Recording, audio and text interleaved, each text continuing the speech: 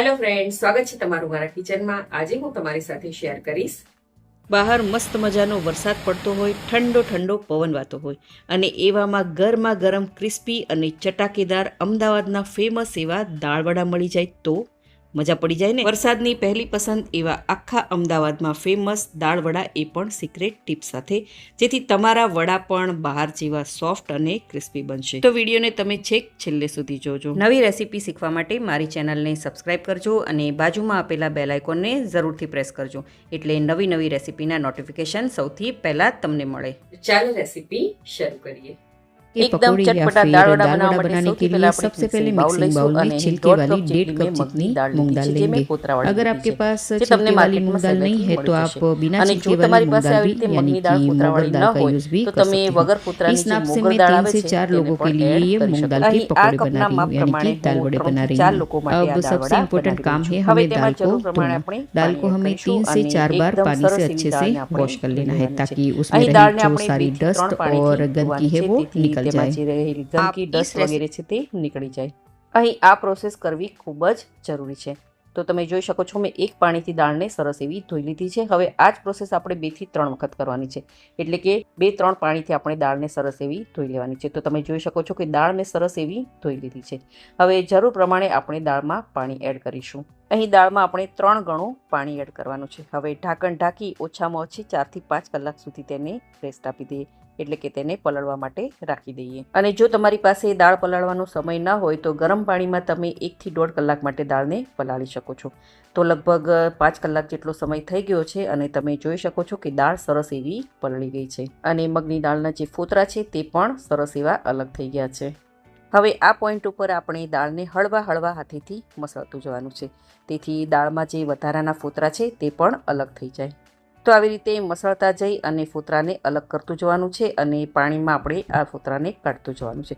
જેમ જેમ આપણે પાણીમાં દાળને ધોતા જઈશું તેમ તેમ આ ફોતરા નીકળતા જશે। તો લગભગ આ પ્રોસેસ પણ તમારે પાણીમાં 3 થી 4 વખત કરવાની છે, તેથી સરસ એવા બધા દાળના ફોતરા નીકળી જશે।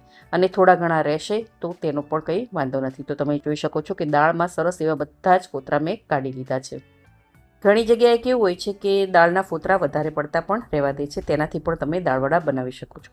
તો તમે જોઈ શકો છો કે દાળના ફોતરા સરસ એવા નીકળી ગયા છે। હવે આપણે દાળને સાઈડમાં રાખી દઈશું અને એક મિક્સર જાર લઈશું, તેમાં 1 ઇંચ જેટલો આદુનો ટુકડો, ત્યારબાદ મેં અહીં 4 થી 5 લીલા તીખા મરચાં લીધા છે અને 5 થી 6 કળી લસણની લીધેલી છે। આ બંને વસ્તુને આપણે મિક્સર જારમાં એડ કરી દઈએ। અહીં જો તમે લસણ ન ખાતા હોય તો તમે લસણને સ્કીપ પણ કરી શકો છો અને મરચાંનું પ્રમાણ તમે વધારે કે ઓછું પણ કરી શકો છો।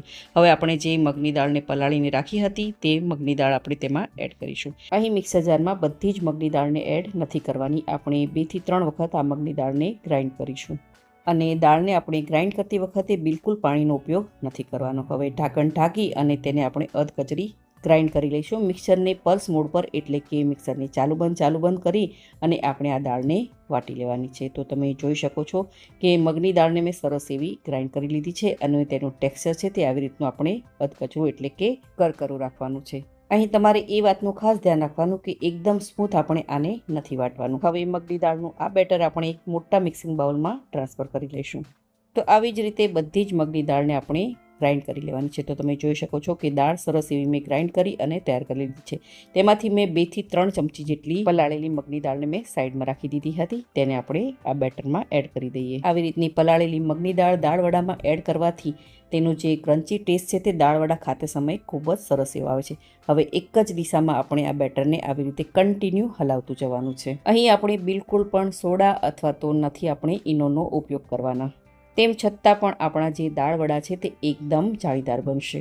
તો આ સ્ટેપ કરવો ખૂબ જ જરૂરી છે। તો લગભગ 4 થી 5 મિનિટ સુધી આવી રીતે બેટરને આપણે કન્ટિન્યુ એક જ દિશામાં હલાવતા જવાનું છે, તેથી બેટરમાં હવાના કણો ભરાશે અને સરસ એવું આપણું બેટર ફ્લફી બનશે અને બેટરનો કલર પણ બદલી જશે। તો લગભગ 5 મિનિટ જેટલો સમય થઈ ગયો છે અને તમે જોઈ શકો છો કે બેટર સરસ એવું આપણું ડબલ થઈ ગયું છે અને તેનો કલર પણ બદલાઈ ગયો છે। હવે આ બેટરમાં આપણે થોડા મસાલા કરી લઈએ।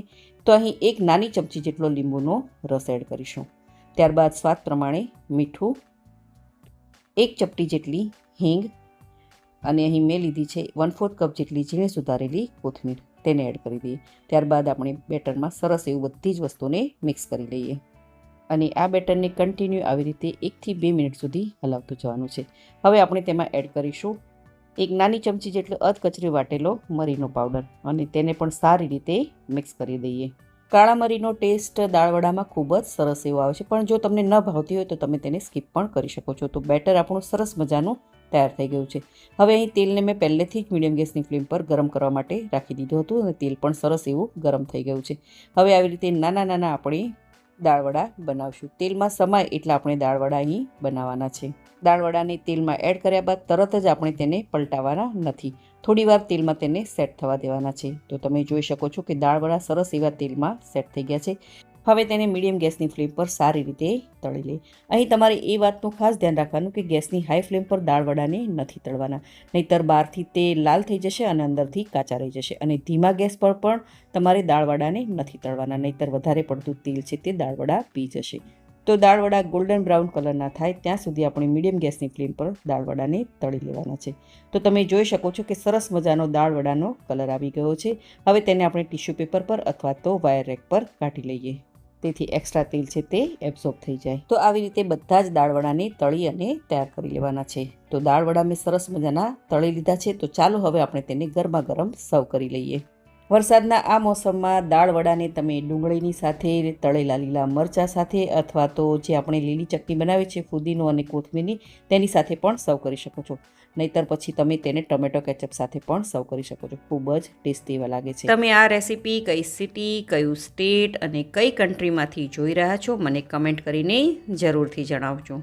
તો બને છે ને બહારથી એકદમ ક્રિસ્પી અને અંદરથી એકદમ જાળીદાર, અને બહાર જે લારી પર મળે તેવા જ આપણા આ દાળવડા બનીને તૈયાર થયા છે. તો તમે પણ વરસાદની આ સિઝનમાં આ દાળવડાની રેસીપી જરૂરથી ટ્રાય કરજો. બધાને ખૂબ જ ભાવશે. જો તમને મારી આજની આ રેસીપી ગમી હોય તો વિડીયોને લાઇક કરજો અને વધારેમાં વધારે શેર કરજો અને મારી ચેનલને જરૂરથી સબસ્ક્રાઈબ કરજો.